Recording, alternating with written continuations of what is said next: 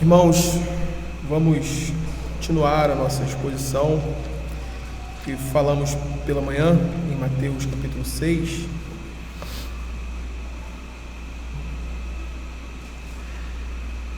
Como falamos na parte da manhã, nosso alvo aqui será agora os versos 6 e a parte final do verso 8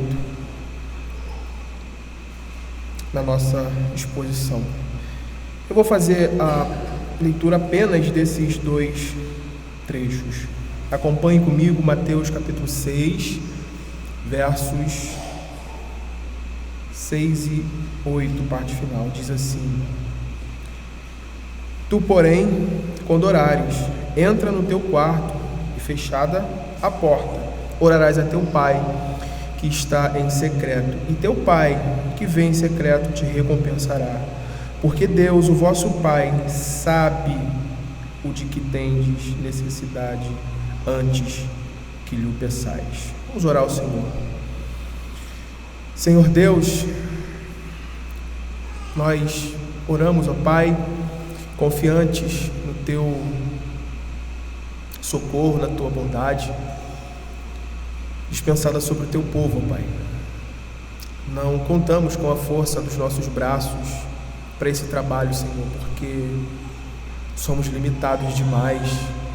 Nós não contamos, ó Pai, com a nossa eloquência, porque não a temos, mas contamos, ó Pai, única e exclusivamente com o poder do teu Evangelho, do teu Espírito agindo nele, para operar nos corações dos homens, para amolecer os corações duros, transformá-los em corações de carne, sensíveis à tua voz, à tua palavra, às tuas instruções. Confiantes, ó Pai, nessa graça dispensada sobre o teu povo, dispensada sobre os teus eleitos em todos os tempos, nós pedimos, ó Pai, que nessa noite o Senhor nos assista, o Senhor instrua-nos mais uma vez, para proveito da nossa alma, para a edificação da tua igreja e louvor e glória do teu santo e bendito nome. Ajuda-nos, assim rogamos e oramos em nome de Cristo Jesus. Amém. Irmãos, na exposição da manhã, nós vimos como o trabalho do Senhor Jesus, se eu estiver falando muito baixo, é porque eu estou ouvindo muito bem a minha voz, eu estou sem ouvir nada nesse ouvido, né? Então a minha voz para mim está muito alta, então se eu estiver falando baixo, vocês deem um sinal, tá bom?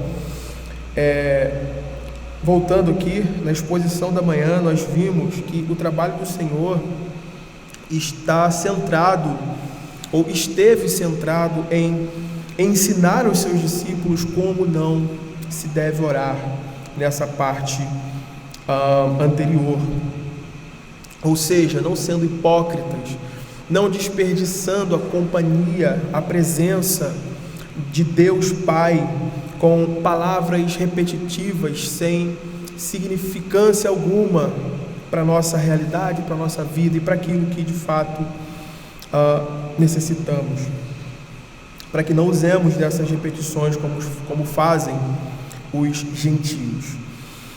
E de forma didática aqui, nós nos concentramos nesses paralelos negativos a respeito da oração, que se encontram aí nos versos 5 e 7.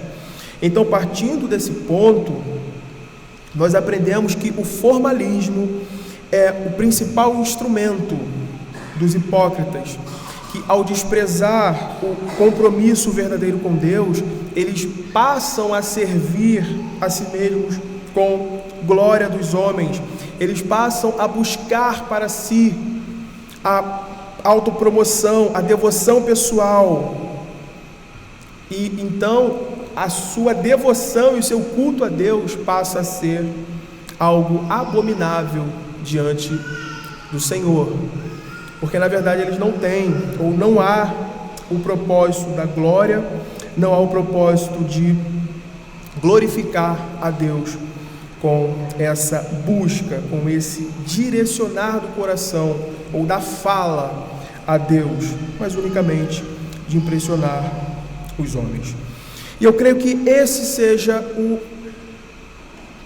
ou melhor, um dos pontos centrais tratados aqui nesse capítulo, né? Capítulo do Sermão do Monte, capítulo 6 do Sermão do Monte, exposto aí pelo Senhor, que é formalismo como o mecanismo. Eu não vou dar ênfase aqui ao formalismo, nós já falamos, mas só direcionando o ponto que o Senhor está a tratar agora, que é o formalismo como esse mecanismo que leva o homem religioso ao abandono da consciência filial e pactual com Deus, tornando-o alguém ávido pela aceitação dos homens, alguém com um desejo desenfreado, um desejo cobiçoso por esse holofote e pelo aplauso e louvor dos homens. Sinclair, comentando esse texto, ou o Sermão do Monte, ele vai chamar a atenção justamente para esse ponto. E veja que interessante o que esse autor diz sobre esse ponto. Veja, ele diz assim: no contexto do Sermão do Monte, Jesus aponta uma razão totalmente diferente ou inusitada para a hipocrisia espiritual que ele vê nos fariseus. Note que em Mateus 6, de 1 a 18, Deus é chamado de Pai em 10 ocasiões diferentes. Durante essa parte do sermão, nosso Senhor afirma que o verdadeiro problema com o coração do hipócrita é o desconhecer e, consequentemente, desconsiderar a Deus como seu Pai celestial. O homem embebido em hipocrisia é inseguro perante Deus e, portanto, busca segurança no que os demais pensam a seu respeito. Ele é falaz no portar-se diante dos homens, pois não tem um relacionamento vivo, verdadeiro com o seu Pai, o Senhor Deus. Veja que a causa para o mal que o Senhor está corrigindo aqui diante dos seus discípulos está justamente nessa perspectiva acerca desses homens religiosos, desses homens doutos, que têm um dito conhecimento da lei de Deus, mas que na verdade eles, por meio do formalismo, dessas formalidades embutidas numa religião que eles mesmos acrescentaram regras e mais regras, formas e mais formas, desprezaram essa realidade da presença paternal de Deus e dessa relação filial que o homem deve ter com Deus. Veja a razão pela qual o Senhor reservou suas mais fortes condenações para os fariseus, como nós podemos ver aí claramente listado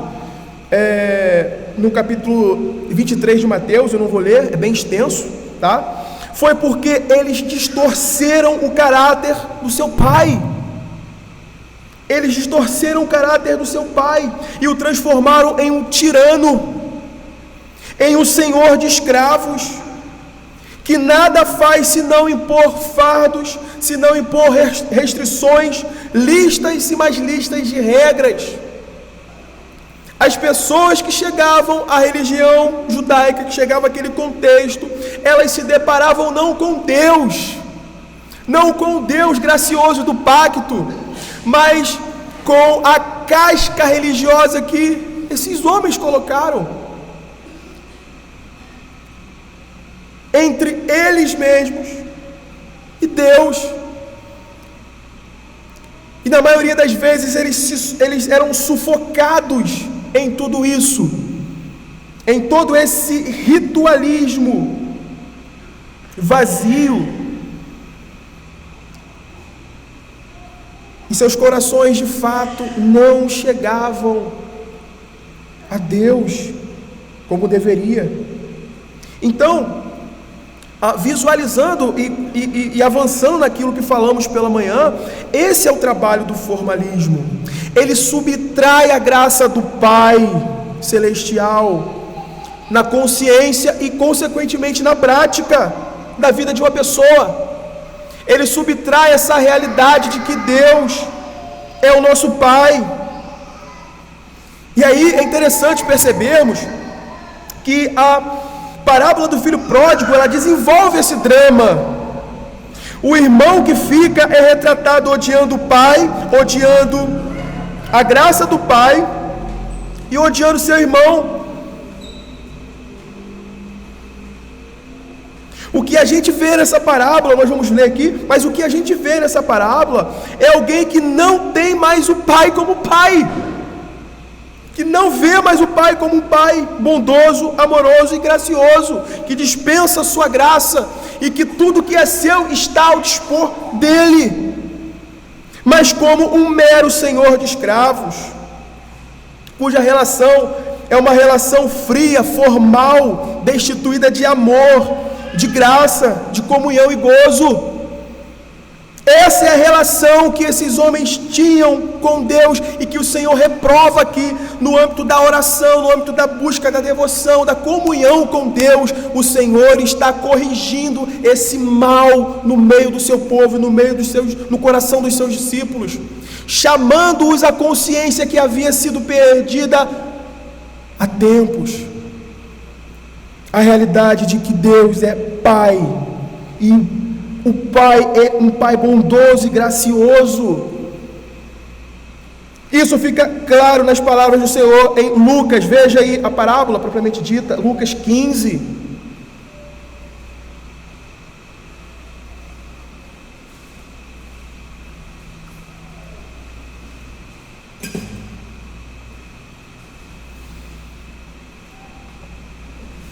Lucas 15, versos 28 a 31 diz: ele se indignou e não queria entrar. Já avançado, o desdobramento ali da parábola. Quando o irmão volta, o pai o recebe de braços abertos, graciosamente, lhe restitui as coisas. Então é dito, ele se indignou e não queria entrar. Saindo, porém, o pai procurava conciliá-lo. Mas veja o verso 29 em diante. Mas ele respondeu a seu pai: há tantos anos que te sirvo. Veja como ele vê essa relação. Há tantos anos que te sirvo sem jamais transgredir uma ordem tua, e nunca me deste um cabrito sequer. Nunca me deste, olha, um cabrito sequer para alegrar-me com os meus amigos. Vindo, porém, este teu filho, veja mais uma vez a forma como ele se dirige, que desperdiçou os teus bens com meretrizes, tu mandaste matar para ele o novilho cevado. Então lhe respondeu o pai: meu filho, tu sempre estás comigo, tudo que é meu é teu. Eu queria te chamar a atenção para essas palavras finais da parábola aqui que o Senhor diz. As palavras do Senhor no verso 31 aqui de Lucas 15, descreve a tolice dos hipócritas, que embora estejam sempre na presença do Pai, tendo tudo que o Pai dispõe a ele em graça, em bondade, todo o suprimento do Pai a seu dispor, contudo, nunca podem usufruir das bênçãos e riquezas da sua graça em comunhão e amor. Essa é a tolice dos hipócritas. Eles estão sempre lá, eles estão sempre nas sinagogas, eles estão sempre nas igrejas, eles estão sempre nessa relação de aparente comunhão com Deus,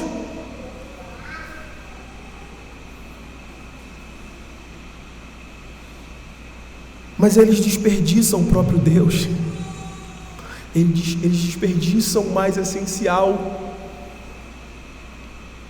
a graça, a bondade, o amor, a comunhão com Deus.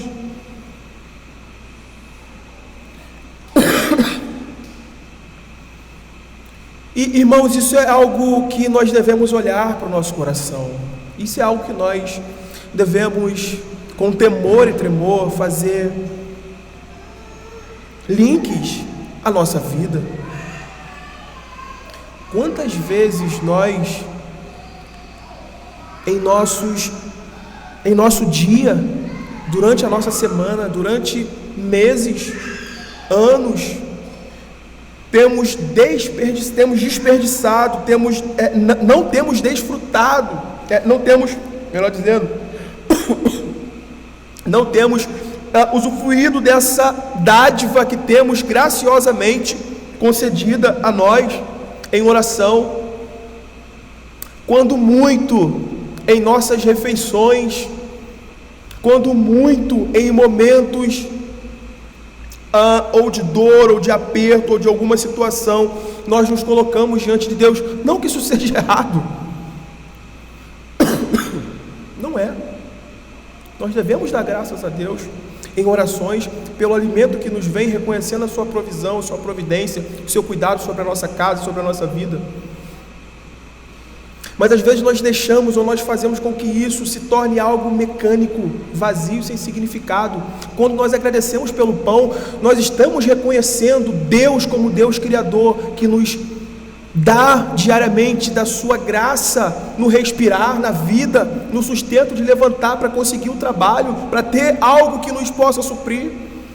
Ou nós fazemos apenas para nos livrar de um peso na consciência que nos carregará durante o dia? Qual é a motivação que está envolvida em nosso coração quando fazemos essas atividades ditas piedosas no nosso dia? Eu já participei de alguns grupos de oração, em determinado lugar, onde fiquei por muitos anos, e eu vi determinadas coisas, até um propósito bom, até tinha uma fagulha de boa intenção, mas quando a gente ia ver a motivação por detrás, a fundo, era simplesmente fazer alguma coisa por fazer alguma coisa, por estar ali, por reunir a juventude. Você vê muito isso nas igrejas, reunir a juventude, vamos orar por orar. Tinha muito isso, vamos orar por um avivamento, vamos orar. Eu estou falando que isso é errado, tá? Me entenda bem, não distorçam minhas palavras.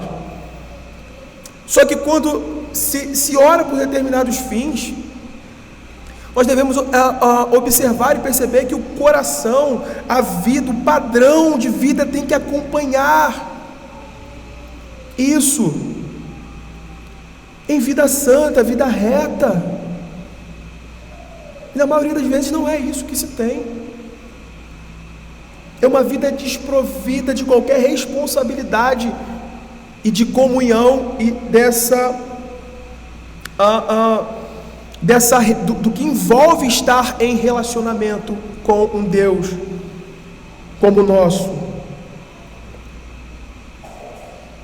Então, agora em termos positivos aqui, voltando ao texto, em termos positivos, no verso 6 e na última parte do verso 8, o Senhor se concentra em garantir que os seus discípulos não façam o mesmo que esses homens, ou seja, que em sua devoção a orarem, eles tenham a consciência de que estão ao mesmo tempo na presença do Criador de todas as coisas, do Juiz, do Senhor e Legislador do pacto, mas também do seu Pai Celestial, que conhece pessoalmente o nosso coração e sabe cada uma das necessidades que temos. Tu, porém, verso 6, tu, porém, quando orares, entra no teu quarto e fechada a porta, orarás a teu Pai, que está em secreto, e teu Pai, que vem em secreto, te recompensará. A primeira questão que vai então ficar evidente aqui é que todos os discípulos de Cristo oram, Essa é uma questão básica e fundamental. todos os discípulos de Cristo oram. É o pressuposto inicial, porque nós temos exatamente isso: quando orares, não é? Então, isso parte justamente dessa realidade, que os filhos de Deus, eles oram. E essa, irmãos, não é uma questão optativa na vida cristã, tá? Essa não é uma questão de escolha que pode ou não ser tomada. Ah, não, eu decidi ser um cristão que não ora. Matthew Henry, comentando esse texto, ele vai dizer exatamente isso. Veja, você pode logo encontrar um homem vivo que não respira com um cristão vivo que não ora. Se sem oração, então sem a graça. Então é uma coisa basilar acerca da vida cristã. Então a oração marca esse princípio de vida no crente, e ela é um distintivo de que ele permanece em sólida comunhão com Deus. Então, irmãos, o ponto aqui é: após proibir a hipocrisia na oração nos versos anteriores, e acrescentando, enfatizando na parte que segue, aqui nesse verso, o Senhor ordena a virtude contrária, a saber, a sinceridade, estabelecendo a maneira correta de se dirigir a Deus em oração. Ele não apenas diz como não orar, mas agora ele estabelece a forma, a maneira correta que os seus filhos, os seus discípulos devem se dirigir a Deus. O que o Senhor está fazendo aqui é provocando nos seus discípulos a perspectiva correta que deve estar no coração deles ao orarem, né? Ou seja, a perspectiva de que a sua verdadeira audiência é Deus e não os homens. E não os homens. O Senhor traz de volta essa realidade do secreto, de Deus, da vida que é desenvolvida diante da face de Deus Pai. E é interessante aí a figura do quarto e da porta fechada que temos aí, que o Senhor ilustra. A palavra para quarto aqui é tameion, câmara, que significa o quarto dos suprimentos. É o recinto escondido, secreto, a peça mais íntima da casa, porque os suprimentos precisavam estar seguros, ou de ladrões, né, ou de animais selvagens. E é interessante que um comentarista do Novo Testamento vai dizer sobre isso, acerca desse termo aí, câmara, ou quarto, né? Essa câmara de suprimentos é a única peça na casa do agricultor palestino que podia ser trancada. Tampouco possuía janelas, portanto, é apropriada para ilustrar o sentido do secreto, porque ninguém pode entrar nem olhar para dentro, e ela serve para marcar com nitidez a diferença entre a natureza da oração sincera em contraposição à prática da oração dos fariseus. Então é muito apropriado o termo ou a figura que o Senhor usa aqui, dizendo aos seus discípulos: olha, vocês quando orarem, vão para o quarto, ou entrem no seu quarto, fechem a porta e orarão, e o seu Pai que vem em secreto, Ele recompensará. Mas aí precisamos também tocar num ponto aqui, né, que às vezes é muito distorcido quando se trata de lugar de oração, né, de quarto de oração. Tem até filme com isso, né? Ponto que precisamos deixar claro é que o Senhor aqui, Ele não está condenando a oração pública e estipulando unicamente a oração secreta, feita em um quarto específico como a oração correta e a oração que agrada a Deus e que, portanto, é ouvida, ok? Não há inconsistência nenhuma, até porque, se você olhar para as Escrituras, você vai encontrar diversos textos mostrando a realidade da oração, como Atos, por exemplo, Atos dos Apóstolos. Em determinada ocasião eles se levantam, eles fazem a oração pública. O próprio Senhor Jesus, na ocasião de alimentos, de refeição, agradecendo e orando publicamente. E muitos outros textos, tanto do Antigo quanto do Novo Testamento, nós vamos ver essa oração, a oração pública, comunitária, sendo feita pelos filhos de Deus. A ideia não é que deve haver, então, um cômodo separado para a oração na casa de um crente e outro para viver a vida. Aquele quarto ali, eu só oro, vou separar ali, eu vou lá. A ideia aqui não é esse. Preste bastante atenção nisso. A ênfase principal não é o lugar de oração em si, e sim a atitude de mente e coração ao orar. E a gente precisa ter bastante cuidado com isso. A gente precisa ter bastante cuidado com isso. É importante aqui, irmão, destacarmos isso, porque existiu e existem grupos carismáticos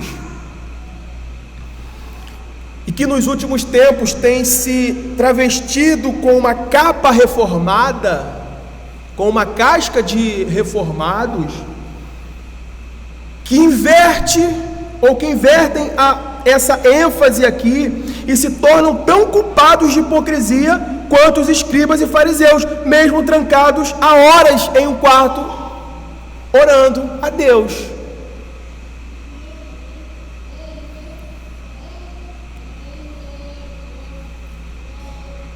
O ponto que o Senhor está tocando aqui é exatamente esse.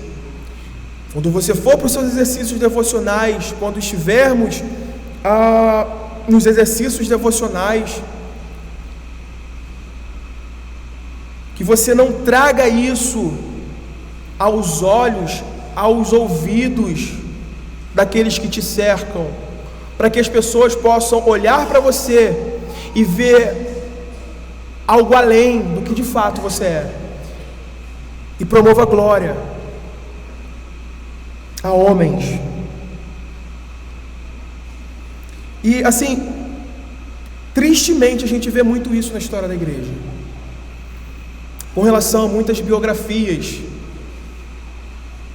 que a gente toma conhecimento com relação a essa questão, e muitas pessoas enaltecem isso.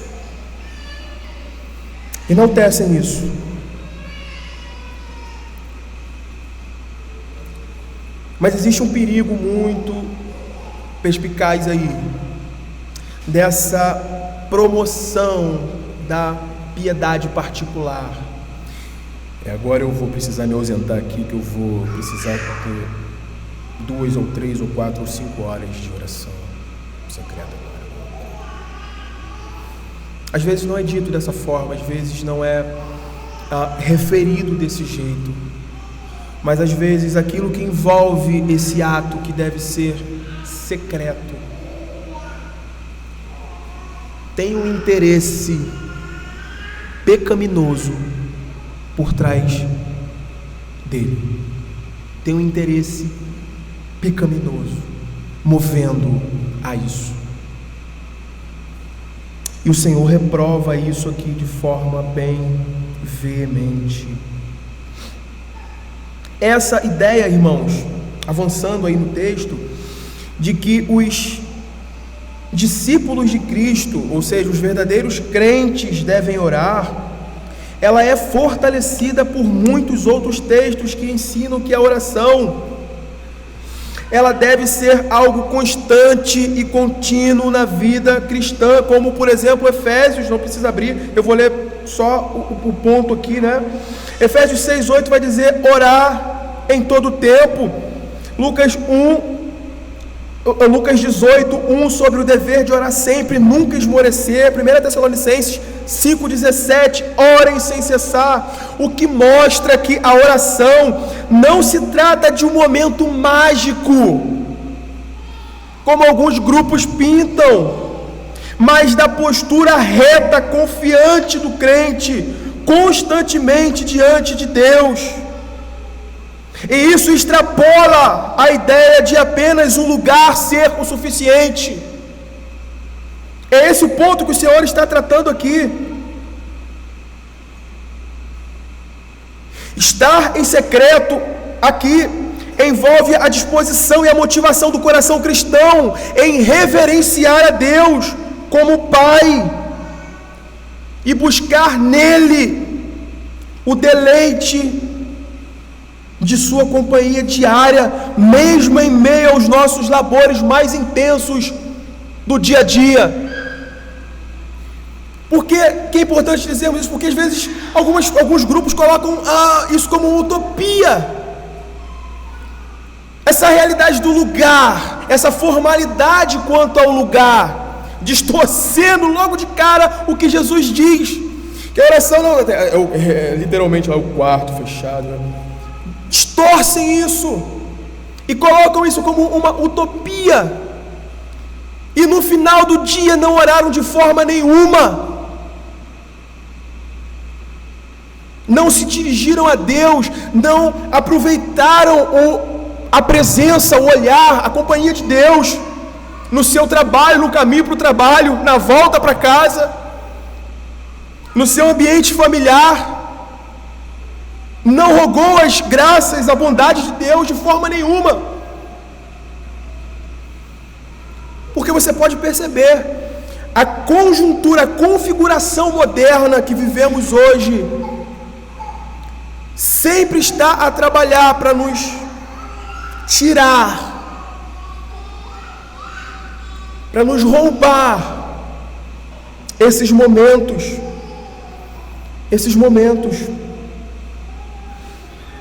E o Senhor Jesus está falando aqui exatamente isso. Estar em secreto envolve essa disposição e a motivação do coração cristão em reverenciar a Deus como Pai e buscar nele o deleite de sua companhia diária, mesmo em meio às nossas labutas.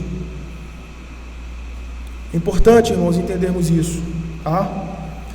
Para que por uma prática errada, nossa, uma compreensão errada do que o Senhor está dizendo aqui, não coloquemos questões como lugar, tempo, entre outras coisas, como obstáculos para a oração. E aí eu já citei esse trecho aqui de Spurgeon uma vez, eu quero citar novamente. Eu quero que você preste muita atenção nisso que ele diz acerca da nossa vida devocional, ou a nossa vida de oração diante de Deus. Veja o que Spurgeon diz: nossa alma deverá atingir tal ponto em que a oração seja frequente em nossa rotina diária. Para isso, não há necessidade de pararmos nossas atividades ou ausentarmos-nos do mundo. Nosso espírito deve simplesmente enviar, em meio à labuta e ações corriqueiras, sua petição, ação de graça, intercessão e confissão, mesmo de forma breve, mas direta e sincera ao trono da graça. Devemos orar sempre. Isso significa que sempre que se esteja usando uma máquina ou um cinzel, quando as mãos estiverem no arado ou usando caneta e papel, quando se estiver mostrando um produto ou arrumando um estoque, o que quer que se faça, deve se transformar a atividade em parte da busca sagrada da glória de Deus em oração. Essa é a vida cristã, irmãos. É isso que significa orar em todo tempo, unido ao sentido do que o Senhor diz aqui, que aponta para essa realidade de que os filhos de Deus oram.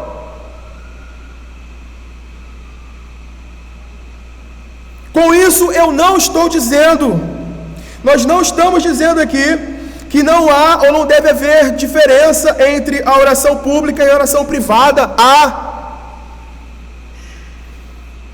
E cada uma é ordenada segundo o seu propósito, Mas aqui, e o ponto é esse, aqui, o Senhor não está intencionando,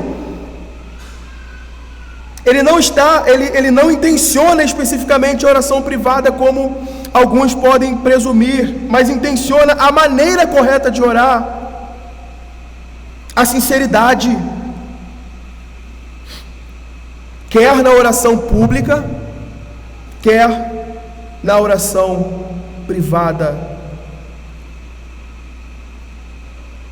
Essa postura ensinada pelo Senhor aqui é exatamente o oposto do que comumente os fariseus faziam.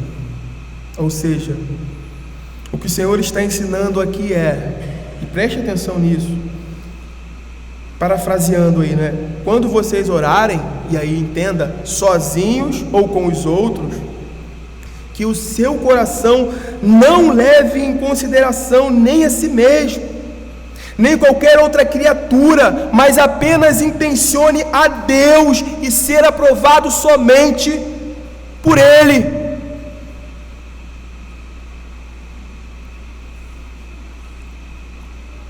Eu sei que há um desejo do nosso coração de que às vezes as nossas palavras sejam belas diante de Deus, e quando às vezes oramos em público, mas esse não é o requisito fundamental para que sua oração seja ouvida e que Deus aprove aquilo que está sendo dito. Irmãos, existem orações na Bíblia que mudaram o curso da história de reinos, que não foram longas, que foram orações de homens correndo. Se eu não me engano, como é o caso de Neemias, o rei chama, fala: o que está acontecendo? Está batido? Ele faz uma oração ali, Deus ouve e entrega a ele a estratégia, o que falar diante do rei para conseguir a benevolência dele a seu favor. Nós vamos ver isso mais à frente, mas tudo isso está apontando para essa realidade filial que o Senhor está resgatando aqui no coração dos seus discípulos, que não precisa de grandes rodeios, grandes palavras, de chegar para o Pai cheio de formalismo, cheio de voltas, porque Deus já sabe.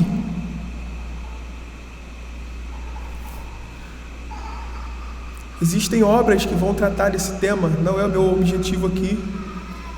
Se Deus sabe, por que devemos orar?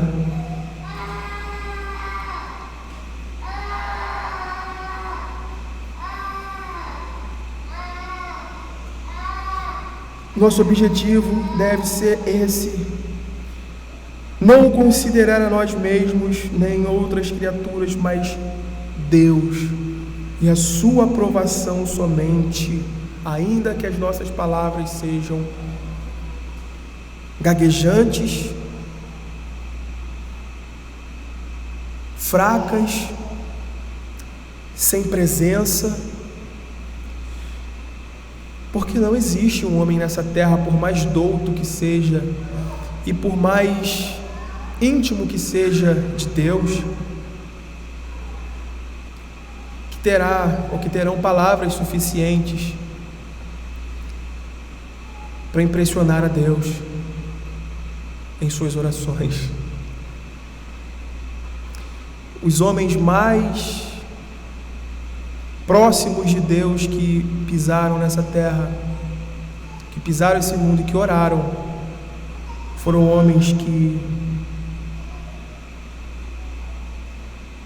eram como nós, fracos em muitos aspectos, e que contaram nesse momento com a graça de Deus, ensinando a orar, fortalecendo as suas palavras, e o Espírito de Deus esteve ali intercedendo para que sua oração fosse aceita, senão elas não alcançariam um bom propósito.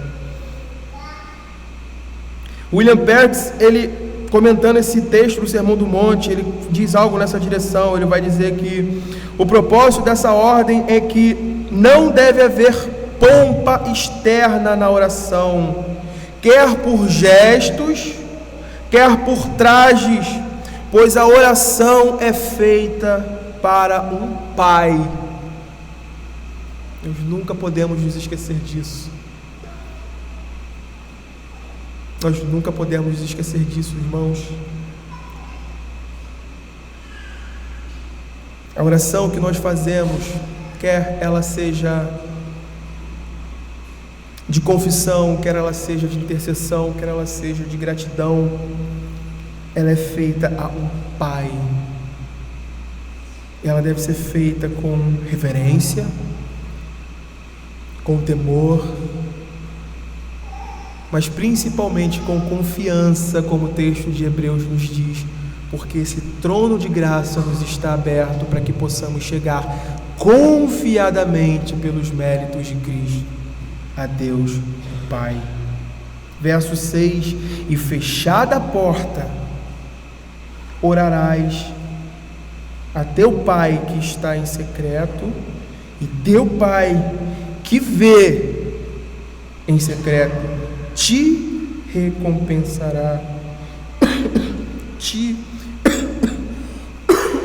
recompensará.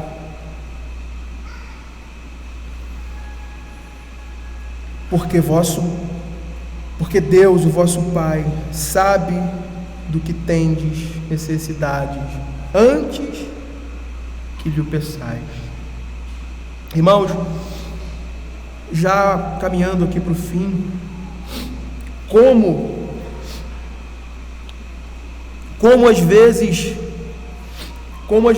nós nos assemelhamos aos fariseus e aos escribas em nosso relacionamento devocional com Deus, cheio de formalidades, sabe? Cheios de trajes,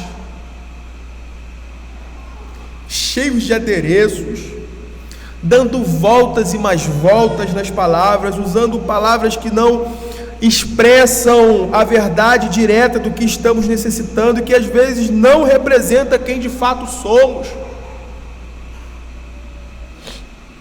Eu não preciso fazer um tratado aqui para te provar isso. Cada um aqui sabe dessa realidade que às vezes passamos diante de Deus. E assim como o propósito do Senhor aqui é trazer de volta aos seus discípulos essa realidade, esse senso da presença de Deus, trazer esse senso da realidade de que o Deus que criou o céu e a terra, que estabeleceu as suas leis, é o mesmo Deus Pai que em Cristo Jesus nos recebe graciosamente em sua presença e aceita-nos, não porque nós somos capazes de alguma coisa, por palavras, ações, obras, mas porque Cristo está a interceder por nós.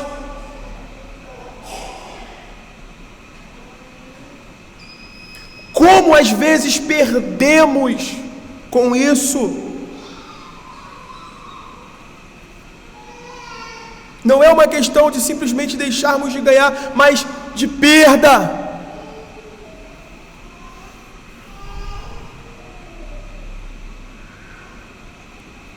Dando voltas e mais voltas.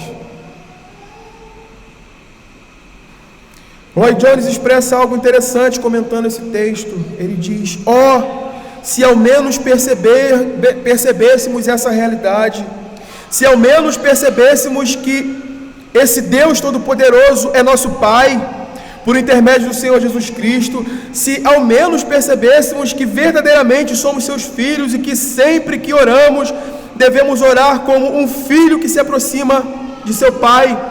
Deus sabe tudo a nosso respeito. Ele tem conhecimento de cada uma de nossas necessidades antes mesmo que abramos a boca. Isso encurtaria e isso levaria-nos direto ao ponto.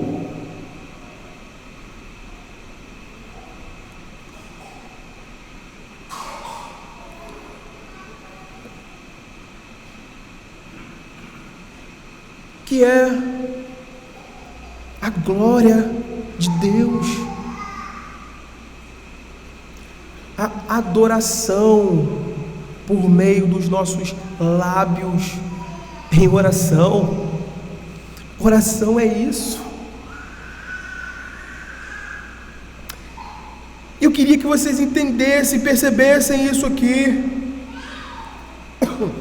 A grande graça concedida à vida cristã está no fato de que, na pessoa de Cristo, nós recebemos uma filiação que nos garante um olhar atento de bondade e misericórdia do nosso Pai. Nos garante esse acesso ao trono de graça, sem rodeios, sem formalidades. Irmãos, isso deve nos incentivar e nos instigar a confiança. Assim como uma criança se aproxima do seu pai, tendo nele plena segurança de que suas necessidades serão supridas, assim como um filho que busca o pai, assim nós devemos nos aproximar do nosso Pai Celestial em oração, simples como uma criança,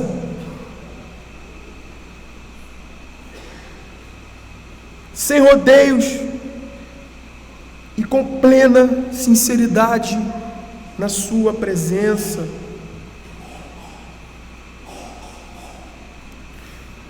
Isso deve nos levar, irmãos, a esse entendimento de confiança nas promessas de Deus, no seu pacto firmado na eternidade com Cristo, de que Ele seria o nosso Deus, de que Ele nos elegeu para a adoção de filhos, e de que em Cristo nós teríamos a herança completa e plena para o benefício da nossa própria alma. Isso deve nos incentivar a confiança, a segurança na oração, nos livrando aí desses embaraços, nos livrando de uma capa de trajes hipócritas que às vezes lançamos sobre nós para irmos a Deus. É justamente isso que temos aí na última parte do verso 8. Porque Deus, o vosso Pai, sabe o que tendes necessidade antes que lhe peçais. A ideia aqui é justamente essa, que não cheguemos a Deus como alguém que está desinformado das coisas que se passam no mundo, à nossa volta, ou até mesmo dentro de nós, mas que nos dirijamos a Deus com essa confiança e com essa segurança que a própria palavra de Deus e que o Espírito de Deus testifica com o nosso espírito de que somos filhos de Deus.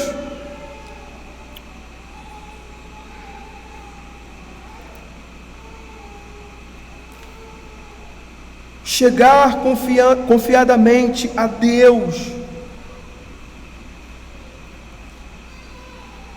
a figura paterna que o Senhor está aqui então incluindo na vida devocional dos seus discípulos diz respeito a um pai que conhece pessoalmente cada um dos seus filhos e que está disposto a supri-los em tudo que for necessário para a vida e para a piedade. Irmãos, nós temos em Deus, nós temos em Cristo esse acesso ao Pai.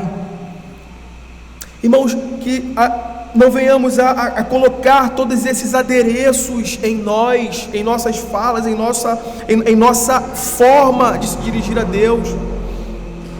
Eu queria terminar aqui relembrando aos irmãos as palavras que temos em Salmos 139, verso 4, e em Isaías 65, 24. Salmo 139, 4 vai dizer: ainda a palavra não me chegou à língua, e tu, Senhor, já a conheces toda. Isaías 65, 24. E será que antes que clamem, eu responderei, estando eles ainda falando, eu os ouvirei. Há uma graça peculiar estendida e um caminho aberto aos filhos de Deus, a esse trono. O grande embaraço às vezes acontece quando nós perdemos de vista essa nossa relação com Deus e lançamos os nossos olhos nos homens e buscamos a aprovação de homens. A nossa vida devocional, a nossa vida de oração, a nossa vida e comunhão com Deus dependem disso. Dependem disso. Que a gente não desperdice, irmãos, essa graça aberta e concedida a nós em Cristo, em oração, em nossos momentos devocionais diários.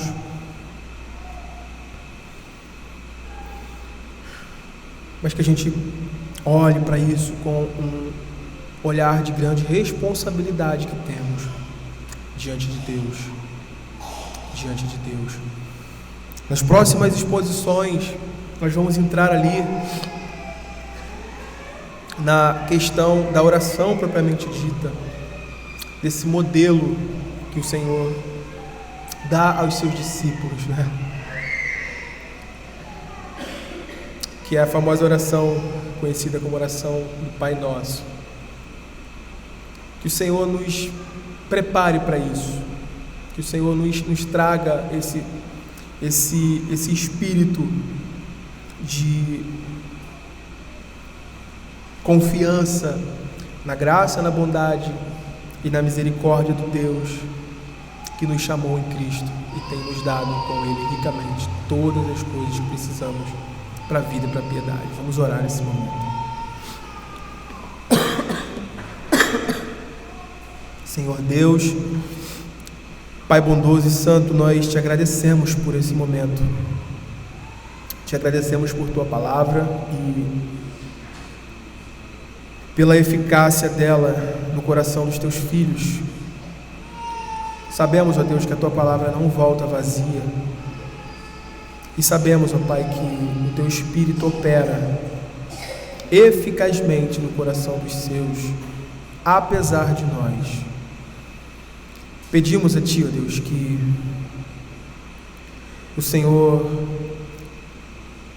fortaleça o nosso coração naquilo que ouvimos, no dever de orar, no dever de tê-lo como nosso Pai, nos momentos em que nos dirigimos a Ti, confiantes na Sua graça, na Tua mão bondosa estendida sobre nós, que nós não venhamos, ó Deus, a desperdiçar isso com palavras e mais palavras, com rodeios, mas que possamos, ó Deus, usufruir da Tua presença santa e bondosa como nosso Pai Celestial. Fica com Teu povo, Senhor, ajuda-nos em nossas fraquezas. Oramos assim, confiantes na Tua bondade, em nome de Cristo. Amém.